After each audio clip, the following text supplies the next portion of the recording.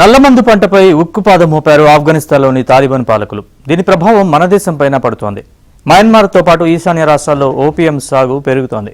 Myanmar, ఈశాన్య రాష్ట్రాల borders డ్రగ్స్కు అడ్డాలుగా మారుతున్నాయి.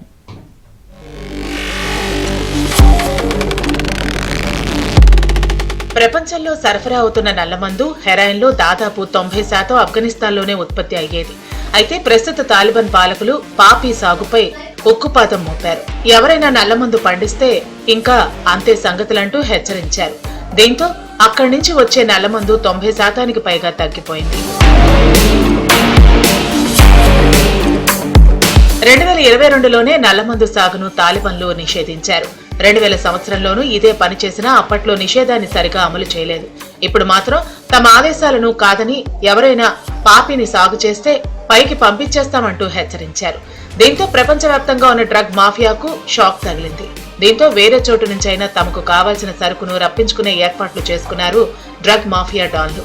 గోల్డెన్ ట్రయాంగులర్ గా పిలిచే మయన్మార్, ఉత్తర థాయిలాండ్, ఉత్తర లావోస్ దేశాలపై దృష్టి పెట్టారు. మెకాంగ్, రౌక్ నదులు కలిసే ప్రాంతంలో పాపి పంట బాగా పండుతుందని మాఫియా డాన్లకు తెలుసు.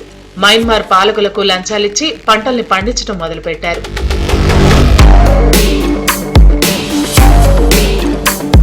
1980లో ఈ గోల్డెన్ ట్రయాంగిల్లోనే అత్యధికంగా మాదక ద్రవ్యాలను పండించేవారు. 1990ల తర్వాత డ్రగ్ మాఫియాపై థాయిలాండ్ ఉక్కుపాదం మోపడంతో మయన్మార్, ఆఫ్ఘాన్ లాంటి రాష్ట్రాలకు డాన్లంతా పారిపోయారు. 2021లో మయన్మార్లో సైనిక పాలన వచ్చినప్పటి నుంచి డ్రగ్స్ తయారీ పెరిగింది. సింథటిక్ డ్రగ్స్ ను సైతం తయారు చేయడం ప్రారంభించారు.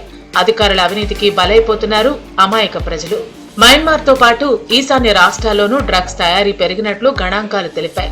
మయన్మార్లో తయారైన మాదక ద్రవ్యాలు ఈశాన్య రాష్ట్రాల మీదుగా తరలిస్తున్నారు. మన ప్రభుత్వం వాటిని సీజ్ చేస్తున్నా, అరెస్టులు చేస్తున్నా మాదక ద్రవ్యాల అక్రమ రవాణా మాత్రం ఆగటం లేదు. మిజోరంలోని చంపాయ్ జిల్లా మీదుగా భారత్లోకి మయన్మార్ డ్రగ్స్ డంప్ చేస్తోంది. 2020తో పోలిస్తే 2024 నాటికి డ్రగ్స్ స్మగ్లింగ్ 500% పెరిగింది. మన సరిహద్దుల్లో డ్రగ్స్ పట్టుకునే బృందాలే ఈ మాటలు చెబుతున్నాయి. టాబ్లెట్ల రూపంలోనూ మిజోరం మీదుగా డ్రగ్స్ ను భారత్లోకి డంప్ చేస్తున్నారు దుండగులు. అలాంటి లక్షలాది టాబ్లెట్లను పోలీసులు పట్టుకోవటమే ఇందుకు నిదర్శనం. హెరాయిన్, ఓపీఎం అయితే కేజీల కొద్దీ సీజ్ చేస్తున్నారు. 2024 నవంబర్లో మయన్మార్ నుంచి వస్తున్న 6000 టన్నుల డ్రగ్స్ ను మన కోస్ట్ గార్డ్స్ సీజ్ చేశారంటే పరిస్థితిని అర్థం చేసుకోవచ్చు. దాని వాల్యూ అంతర్జాతీయ మార్కెట్లో 36,000 కోట్ల రూపాయల వరకు ఉంటుందని అంచనా.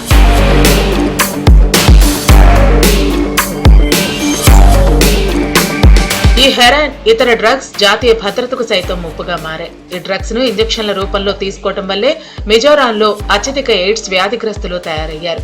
ఎయిడ్స్ నేషనల్ యావరేజ్ 0.2గా ఉండగా మిజోరాంలో మాత్రం 2.7%గా ఉంది. అంతేకాదు ఈశాన్య రాష్ట్రాల్లో హెచ్ఐవి ప్రబలడానికి ప్రధాన కారణం డ్రగ్సే. కొంతమంది గిరిజన రైతులు లాభాలకు ఆశపడి కొండ ప్రాంతాల్లో గంజాయి, పాపి పండిస్తున్నారు. సరిహద్దులో మిలిటెంట్స్ సైతం నిధుల కోసం డ్రగ్స్ సాగుకు సహకరిస్తున్నారు.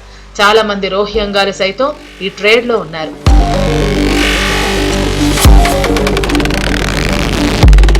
ఆఫ్ఘనిస్తాన్లో నల్లమందును నిషేధించిన భూ యజమానుల దగ్గర ఇంకా భారీ మొత్తంలో వాటి నిల్వలున్నాయి. వీటిని సైతం భారత్లోకి డంప్ చేయాలని చూస్తున్నారు. కొన్ని చైనా బృందాలు సైతం ఈ డ్రగ్ ట్రేడ్ లో ఆరితేరిపోయాయి. ఎన్ని ఆంక్షలున్నా, పర్యవేక్షణ పెరిగినా వీరు చాకచక్యంగా చేర్చాల్సిన చోటుకు డ్రగ్స్ చేరుస్తున్నారు.